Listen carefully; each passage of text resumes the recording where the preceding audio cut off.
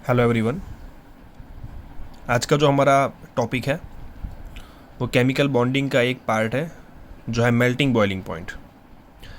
पूछा जाता है जेडब्ल्यू और नीट में एमसीक्यूज़ के बेस के ऊपर कि इसमें से किसका बॉइलिंग पॉइंट या मेल्टिंग पॉइंट हाई होगा या लो होगा। सबसे पहले इसका बेस बता देता हूँ मैं आपको। देखो, मेल्टिंग बॉइलिंग पॉइंट वो लोग पूछेंगे या तो कुछ मेटल्स के अंदर, ठीक है, या तो आयनिक कंपाउंड के अंदर,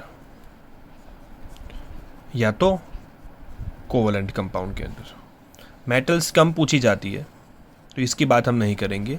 इसको थोड़ा पहले ब्रीफ कर देता हूँ मैं कि मेटल्स के अंदर जो बॉन्ड देखना है वो देखना है हमें मेटालिक बॉन्ड। जितना मेटालिक बॉन्ड स्ट्रॉन्ग उतना ही मेल्टिंग पॉइंट ज़्यादा। और मेटालिक बॉन्ड की स्ट्रेंथ डिपेंड करती है वैलेंस इलेक्ट्रॉन। जैसे अल्कली मेटल्स जो होता है उसका मेटालिक बॉन्ड बहुत वीक होता है। उसका रीज़न ये है कि वैलेंस शेल में एक ही इलेक्ट्रॉन है जो मेटालिक बॉन्ड में पार्टिसिपेट करेगा, ठीक है। और ट्रांजिशन मेटल्स के मेल्टिंग पॉइंट बहुत हाई होता है बिकॉज एस और डी दोनों की इलेक्ट्रॉन्स बेसिकली पार्टिसिपेटेड रहते हैं। बेसिकली हमें जो बात करनी है वो इनकी करनी है, ठीक है। चलो, बॉइलिंग पॉइंट डिपेंड करता है या तो वान डेर वाल्स या तो एच बॉन्डिंग जो कि होता है इंटरमोलिक्यूलर, ठीक है।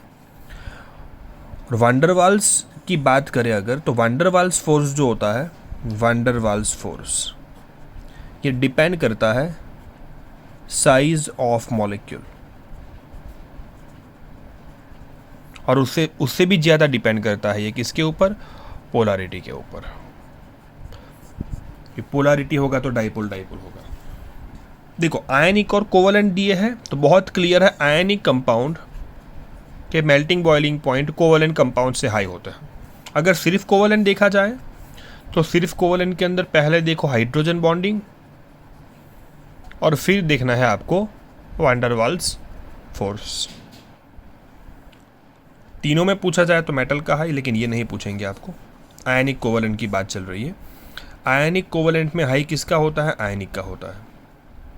सिर्फ आयनिक पूछे, सिर्फ आयनिक, 4 आयनिक कंपाउंड ये है तो आयनिक बॉन्ड में आपको क्या देखना है कि आयनिक बॉन्ड की स्ट्रेंथ दिखनी है जो डिपेंड करती है लैटाइस। So melting point of ionic compound is directly proportional. Melting point of ionic compound is directly proportional to क्या हो जाएगा, लैटाइस एंथैल्पी हो जाएगा, क्योंकि तोड़ना पड़ेगा ना उसको, इलेक्ट्रोस्टैटिक अट्रैक्शन ब्रेक करना पड़ेगा। और लैटाइस जो होता है वो दोनों की साइज के ऊपर डिपेंड करता है, size of cation and anion. समझ में आ गया।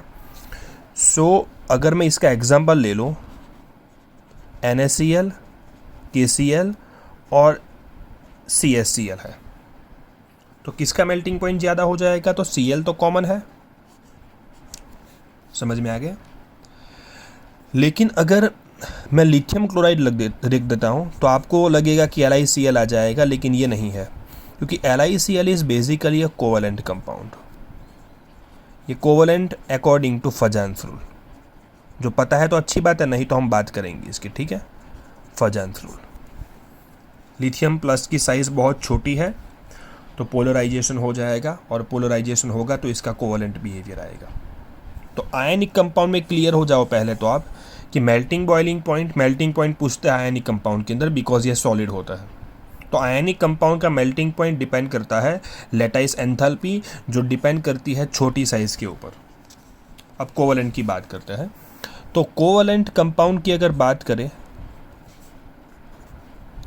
तो कोवलेंट के अंदर मैंने बोला पहले देखना है हाइड्रोजन बॉन्डिंग, ठीक है।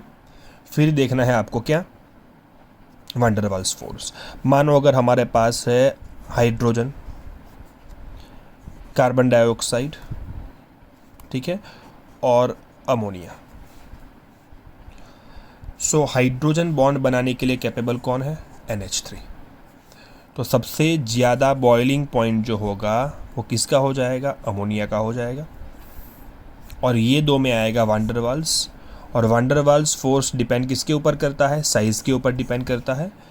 तो इसके बाद आ जाएगा कार्बन डाइऑक्साइड, इसके बाद आ जाएगा हाइड्रोजन। ठीक है, अब मान लो कि हमारे पास, हम मॉलिक्यूल्स को बदल देते हैं, हमारे पास पूछा है उन्होंने कि ऑक्सीजन है, ठीक है, HCl है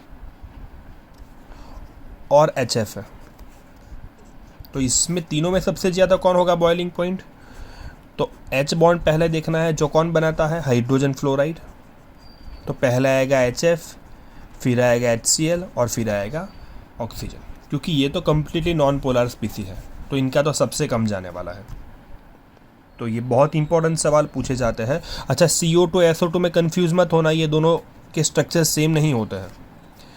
इसके वैलेंस शेल में 4 होता है, इसके वैलेंस शेल में 6 होता है। ये बैंड स्ट्रक्चर है, ये लीनियर स्ट्रक्चर है, ये पोलार है, ये नॉन पोलार है। सो CO2 SO2 में ज़्यादा किसका, SO2 का, बिकॉज ये जो है बीइंग बैंड ये होता है पोलार। समझ में आ गया? तो this is all about melting boiling points. आप क्वेश्चन सॉल्व करो, अगर क्वेश्चंस बनने लगे इसके तो समझो हमारा काम तो हो गया। ठीक है।